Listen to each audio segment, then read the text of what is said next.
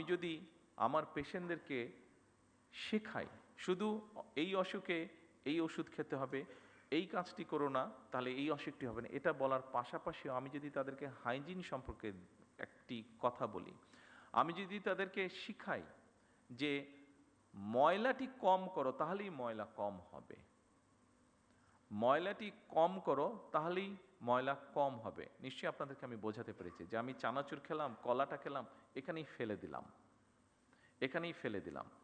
এই অভ্যাসটিকে যদি কোনোভাবে আমরা পরিবর্তন করাতে পারি তাহলে ময়লাই তো কম হচ্ছে। আমরা সকলে মিলে যদি চেষ্টা করি, আপনাদেরকে আমি একটি আমার ঘটনা বলি, আমি এটি বোঝানোর জন্য বলছি, অন্য কোনোভাবে দয়া করে নেবেন না ঘটনাটি। সেটি হচ্ছে 1997 সালে একটি রোড মার্চ হয়েছিল, রাজনৈতিক একটি রোড মার্চ হয়েছিল বাংলাদেশ জাতীয়তাবাদী দলের নেতৃত্বে, ঢাকা থেকে পঞ্চগড়।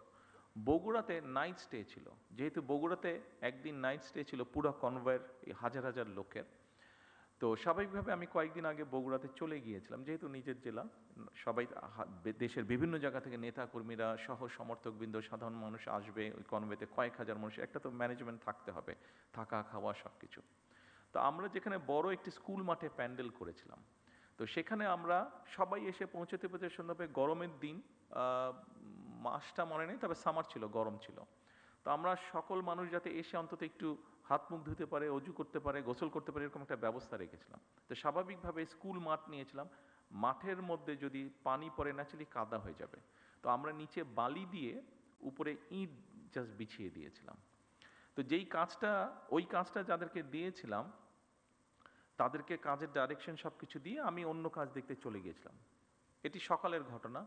রাত্রে যখন আমি প্রায় 9টার দিকে আসলাম, এটি আগের দিনের ঘটনা, যেদিন রোড মার্চ আসবে আগের দিনের ঘটনা, 9টার দিকে আসলাম, দেখলাম যে ইটগুলো নিয়ে আসা হয়েছে, যাদেরকে ইটের কথা বলেছে আমাদেরই এক নেতা ছিল, তার ইটের ভাটা ছিল, সে বলেছে যে আমি ইট দেবো। ঠিক আছে, ভেরি ওয়েল, তাহলে আমাদের ইট আর কিনতে হয়নি। তো আমি এসে দেখলাম যে ইটগুলা এসে ইট ভাটা থেকে এসে এক জায়গায় স্ট্যাক করে রেখে গিয়েছে। তো আমি বললাম যে কী ব্যাপার, এগুলো বিছানো হয়নি কেন? তো তখন আমাকে সবাই বললো যে লেবার যারা আসার কথা ছিল এখনো আসেনি, হয়তো আসবে তারপরে বিছাবে। তো শুনে আমার মেজাজটা একটু খারাপই হলো। আমি কাউকে কিছু বললাম না, আমি চারিদিকে আমাদের নেতাকর্মীরা আছে, আমি হাঁটা ধরলাম স্টেকের যেখানে ইটগুলা সব রাখা ছিল, আমি গিয়ে দুই হাতে দুইটা ইট ধরে, এখানে শাওলম আছে, খুব সম্ভব ওর বোধহয় ঘটনাটি মনে আছে, আমি দুই হাতে দুটো ইট নিয়ে যেখান থেকে বিছানোর কথা ছিল ওখানে আমি বিছানো ধরলাম। স্বাভাবিক আমি যখন ইট নিয়ে আসা যাওয়া শুরু করেছি, সব নেতাকর্মী দুটো করে ইট ধরলো। বিশ্বাস করবেন 1 থেকে 1.5 ঘন্টার মধ্যে পুরো কাজটা কমপ্লিট হয়ে গেল।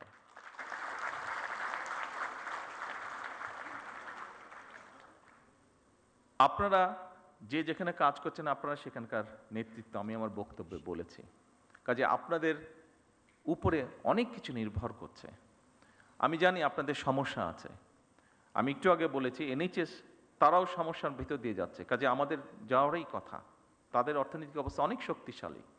কিন্তু আপনারা যদি, এটি আপনার প্রতিষ্ঠান, ওখানে আপনি নেতৃত্ব দিচ্ছেন, আপনি যদি চান, 100% সম্ভব না, বাট অনেক সমস্যার সমাধান করা কিন্তু সম্ভব। চেষ্টা করে দেখুন, আমি দৃঢ়ভাবে বিশ্বাস করি আপনারা পারবেন। আপনারা পারবেন বলেই কিন্তু আপনাদের কাছে এই প্রত্যাশাটা করছি। সরকার একা কিছু পারবে না। সরকারকে যদি আপনারা সহযোগিতা আপনারা করেন, আমাদের প্রত্যেককে এগিয়ে আসতে হবে। দেখুন আজকে ছুটির দিন, আমারও ইচ্ছা করে যে স্বাভাবিক আমার পরিবারের সাথে একটু সময় দিই। গতকাল শুক্রবার ছিল, গতকালকেও রাত্রি 12:30টায় আমি বাসায় ফিরেছি বিভিন্ন কর্মসূচি সেরে। আজকেও আপনাদের এখানে এসেছে, আজকেও আমার বাসায় ফিরতে ওরকমই হবে যেগুলো প্রোগ্রাম আছে। ফলে আজকেও ছুটির দিনেও আমি আমার পরিবারের সাথে থাকতে পারিনি। একই অবস্থা আপনাদের। কিন্তু যে কথাটি আমি বলতে চাচ্ছি, দেশটি তো আমাদের সবার, দেশটি আমাদের সবার। আমরা সকলে মিলে যদি চেষ্টা করি একটু একটু করে, আমি বলছি না যে আপনারা সবাই একজনই সব করে ফেলবেন, কিন্তু সবাই যদি একটু একটু করে আমরা করি, একটু তো পরিবর্তন নিশ্চয়ই হবে। কেন হবে না? অবশ্যই হতে হবে। অন্য দেশের মানুষ যদি পারে আমরাও পারব। আমি সংক্ষিপ্ত একটি ঘটনা বলে, এই ঘটনাটি 2 দিন আগের ঘটনা, সংক্ষিপ্ত একটা ঘটনা বলে আমার বক্তব্য শেষ করব, কারণ সময় চলে যাচ্ছে, আপনাদেরও কাজ আছে, যেতে হবে। ঘটনাটি হচ্ছে, আপনাদের একটি নামের সাথে মনে হয় আপনারা সবাই না হলেও বেশ কিছু মানুষ পরিচিত আছেন। ফাতেমা নামে একটি নাম।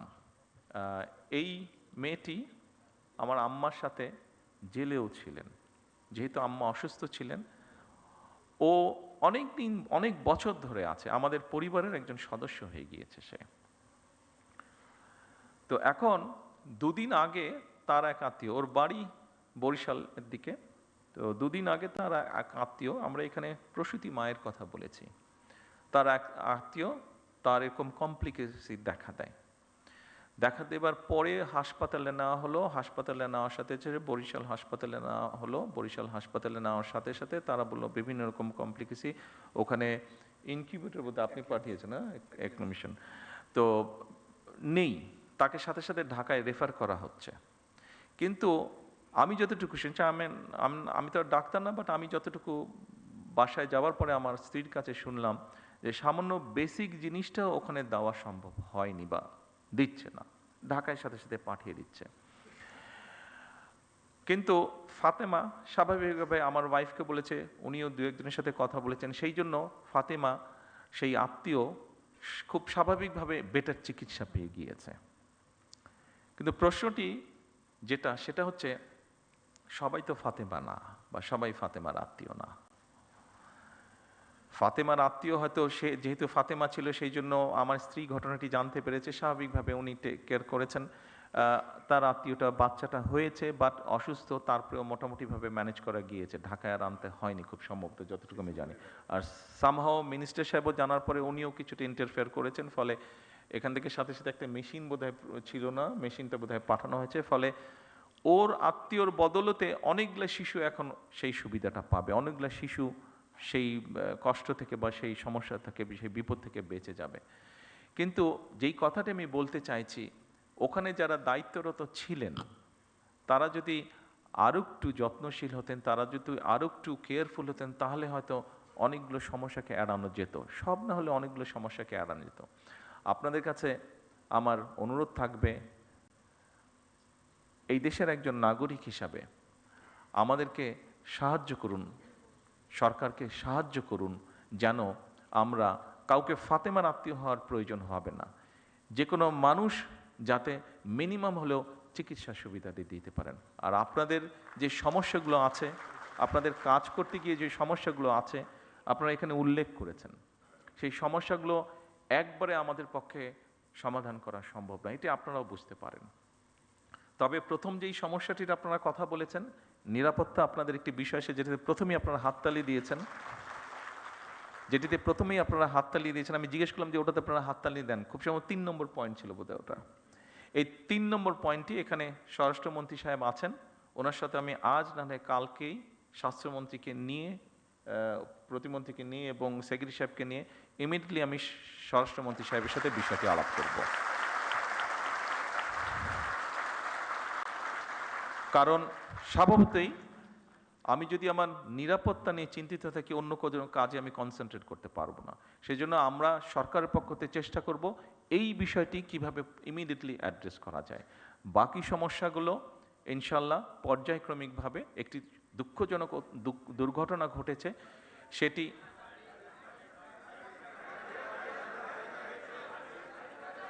গাড়ি বলছেন না বাড়ি বলছেন? হ্যাঁ, গাড়ি। আমি আসছিলাম, সেটাতেই আমি আসছিলাম। জি, টেইলার ড্রাইভার, সেটাতেও আমি আসছিলাম। দেখুন,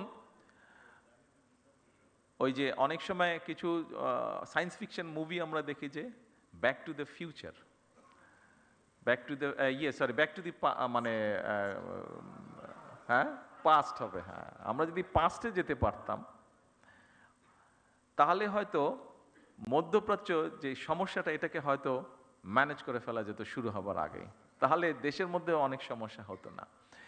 তেলের যেই কিছু কিছু ক্ষেত্রে বিভিন্নভাবে কিছু অসুবিধা হচ্ছে, যেটি আপনারা বলেছেন, অবশ্যই ইট ইজ নিডেড। একটু সময় দিন আমাদেরকে, আমরা যেহেতু পিছন তো যেতে পারবো না, পিছনে যেই সমস্যাটা তৈরি হয়েছে এটার জন্য আরও সমস্যা তৈরি হয়েছে, আমাদেরকে অতিরিক্ত অনেক বেশি দাম দিয়ে দেশের মানুষ যাতে স্বাভাবিকভাবে সব কিছু রাখতে পারে, আমাদের যেরকম ভর্তুকির পরিমাণ বাড়াতে হয়েছে জ্বালানিতে, একইভাবে ইন্টারন্যাশনাল মার্কেট থেকে $2 বিলিয়নেরও বেশি ডলার দিয়ে আমাদেরকে ইমিডিয়েট তেল ক্রয় করতে হয়েছে। তার ফলে সরকারের বা জনগণের অনেকগুলো অর্থ খরচ হয়ে গিয়েছে। আমরা চেষ্টা করব যত দ্রুত সম্ভব, ড্রাইভারই হোক অথবা গাড়ির তেলের ব্যবস্থাটি হোক, আমরা করার চেষ্টা করব। একটু একটু সময় দিতে হবে আমাদেরকে, একটু সময় লাগবে, পুরো জিনিসটা ম্যানেজ করার জন্য একটু সময় লাগবে। আপনারা একটু ধৈর্য ধরেন, ইনশাল্লাহ বাকিগুলো ধীরে ধীরে আমরা করব। তবে নিরাপত্তার বিষয়টি আমরা ইনশাল্লাহ ইমিডিয়েটলি দেখব। সকল চিকিৎসকবৃন্দ, বক্তব্য শেষ করার আগে দিয়ে আবারও আমি আপনাদের কাছে সহযোগিতা চেয়ে যাচ্ছি। সরকারকে দয়া করে, সরকারকে বাদ দেন, আপনি মানুষকে সহায়তা করুন, মানুষকে সহযোগিতা করুন, মানুষকে হেল্প করুন। কারণ সে আপনারই কেউ না কেউ, সে আপনারই একজন, সে আপনার এই সমাজের একজন সদস্য, সে আপনার এই দেশের একজন নাগরিক।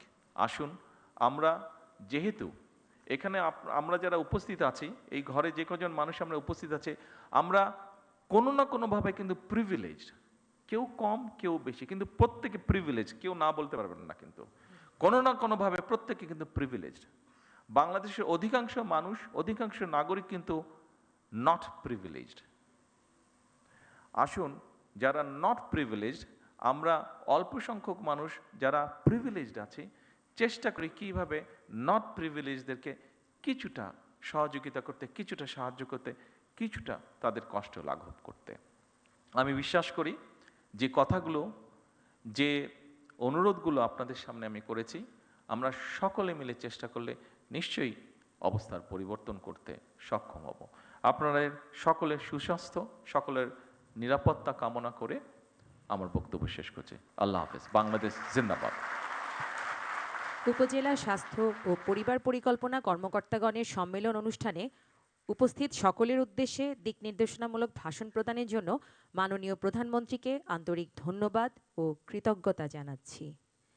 সম্মানিত সুধী, মাননীয় প্রধানমন্ত্রীর সদয় অনুমতিক্রমে আজকের অনুষ্ঠানের সমাপ্তি ঘোষণা করছি।